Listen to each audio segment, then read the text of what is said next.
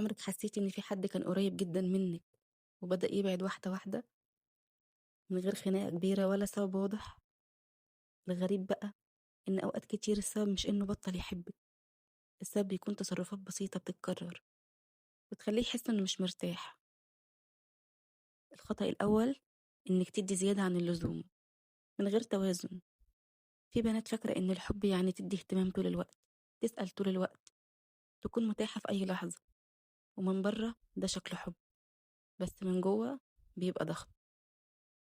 لمّا الشخص يحس إنِّك دايمًا موجودة مهما عمل، بياخدِك كأمر طبيعي، مش لإنه وِحِش، لكن لإن النفس البشرية بتتعود.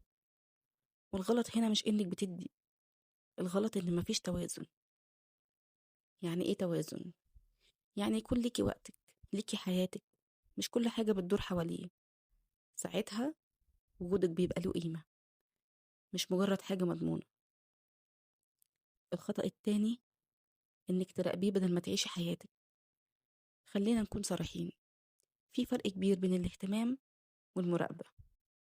الاهتمام إنِّك تسألي عليه بحُب وتطمني عليه، المراقبة إنِّك تراجعي كل تفصيلة وتحلّلي كل تصرُّف وتستني ردوده بالدقيقة.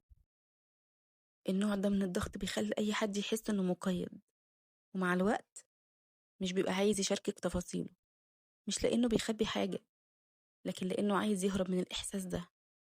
والحل مش إنِّك تمسكي نَفْسِك بالعافية، الحل إن يكون عندِك حياة فعلًا. لمّا تبقي مشغولة بنَفْسِك مش هتلاقي نَفْسِك بتراقبي حد أصلًا. الخطأ التالت إن كل مشكلة بتبقى معركة. أي علاقة فيها اختلافات ده طبيعي جدًا، بس اللي بيفرق هو طريقة التعامل. في ناس أول ما تزعل صوت عالي، اتهامات، كلام جارح، وفي ناس تانية بتفكر قبل ما تتكلم، بتختار الوقت المناسب، تعرف تهدى قبل ما ترد.